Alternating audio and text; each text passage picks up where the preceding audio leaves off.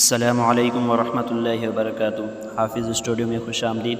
اگر آپ نے حافظ اسٹوڈیو چینل سبسکرائب نہیں کیا تو پہلے حافظ اسٹوڈیو چینل سبسکرائب کریں اور بیل آئیکن پر کلک کریں۔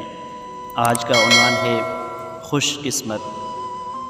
پرانے وقتوں کی باتیں۔ ایک غریب شخص کام کاج کی تلاش میں مختلف شہروں کی خاک چھانتا رہا مگر اسے کوئی بھی کام نہ مل سکا۔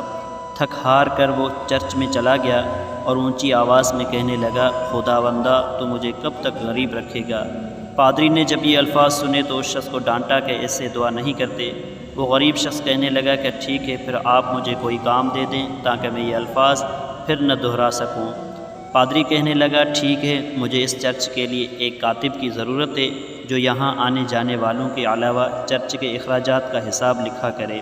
تم یہ کام سنبھال لو، ماہانہ $50 کے علاوہ کھانا اور رہائش بھی میرے ذمے ہوگی۔ اس شخص نے فوراً حامی بھر لی۔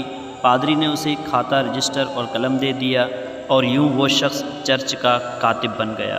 وہ روزانہ پادری کو ہر چیز کے متعلق تفصیل سے بتاتا رہتا تھا۔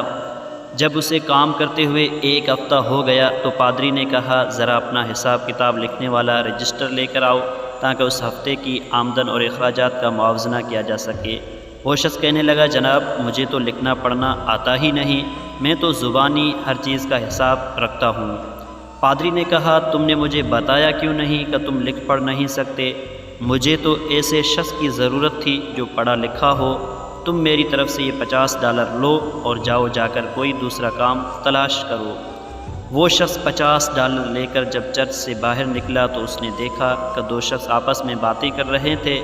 ایک شخص دوسرے کو کہہ رہا تھا کہ میں نے تمہیں $50 قرض دیے ہیں، اب تم ان سے کوئی تجارت کا کام کرو، اپنا نفع حاصل کرو اور بعد میں مجھے میری اصل رقم لوٹا دو۔ اس شخص نے جب یہ گفتگو سنی تو سوچنے لگا کہ $50 تو میرے پاس بھی ہیں، مجھے بھی تجارت کر کے دیکھنی چاہیے۔ وہ گیا اور بازار میں اچھی طرح گھوم پھر کر دیکھا۔ اس نے دیکھا کہ اس شہر کے امراء ٹماٹر سے روٹی کھاتے ہیں، مگر عجیب بات تھی کہ ٹماٹر وہاں اگتا نہیں تھا۔ دور دراز کے علاقوں سے جب ٹماٹر آتا تو طویل سفر اور گرم موسم کے باعث رستے میں خراب بھی ہو جاتا تھا۔ اس وجہ سے اس کام میں سرمایے اور وقت کے خسارے کے پیش نظر بس 2-3 تاجر ہی یہ کام کرتے تھے اور وہ منہ مانگے دام بھی وصول کرتے تھے۔ اس شخص نے دور دراز کے علاقوں سے ٹماٹروں کو یہاں لا کر فروخت کرنے کا ارادہ بنا لیا۔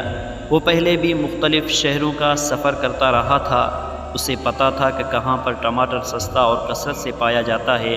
وہ سیدھا وہیں گیا اور وہاں سے جب ٹماٹر خرید کر لایا اور بہت کم منافع کے ساتھ انہیں فروخت کرنا شروع کیا تو پہلے دن ہی سارے ٹماٹر ہاتھوں ہاتھ بک گئے اور اسے اچھا خاصا منافع بھی حاصل ہوا۔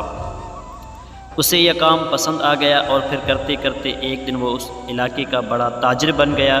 اس نے اپنے کام کاج میں ہاتھ بٹانے کے لیے نوکر بھی رکھ لیے۔